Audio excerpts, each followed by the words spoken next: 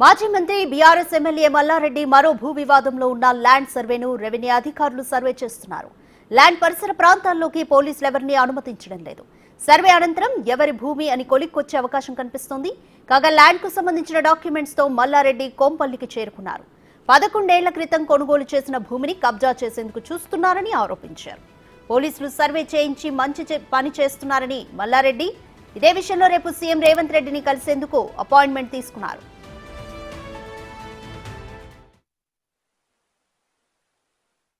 Notice ఇవ్వకుండా survey చేస్తున్నారు, చూడాలి.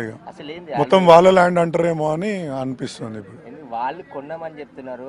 15 మంది బాధితులు. ఇప్పుడు మేము 2011లో కొన్నాము. 13 సంవత్సరాలు నుంచి మా హ్యాండ్ ఓవర్లు ఉంది.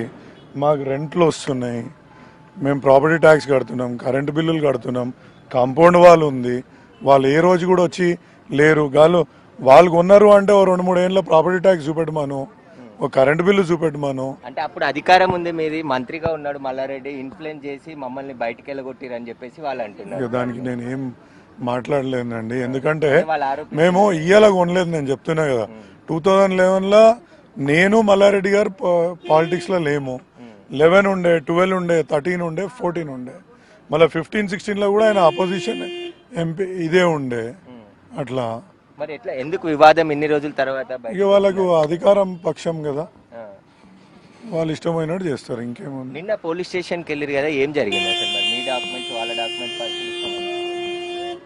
లీగల్కి వస్తే ఏది ఉన్నా కానీ పద్ధతిగా చేస్తే మేము కూడా దానికి సహకరిస్తామని చెప్తున్నాము. వాళ్ళు కోర్టు ఆర్డర్ ఉంది, దానికి సంబంధించి ఆ కోర్టు ఆర్డర్ ని మీకు చూపెట్టమనండి. నిన్న మరి పోలీసులకు చూపించలేదా? వాళ్ళు ఎవరికి చూపించలేదు. వాళ్ళు ఏ ఆర్డర్ చూపించలేదు. కోర్టు ఆర్డర్ ఉంటే రాత్రి 12 గంటలకు వచ్చే అవకాశం ఏముంటుంది? సీసీ ఫుటేజ్ని ఎందుకు పలగొట్టాల్సిన అవసరం ఉంటుంది? అట్లా వచ్చి ధ్వంసం చేయాల్సిన అవసరం ఉంటుంది? హ్యాండ్ ఓవర్ చేసుకోవచ్చు కదా ఆటోమేటిక్గా. ఇప్పుడు అనుమతి ఇస్తారంటారా మరి లోపలికి? ఎవరిని ఏమో చూస్తున్నాం మేము కూడా.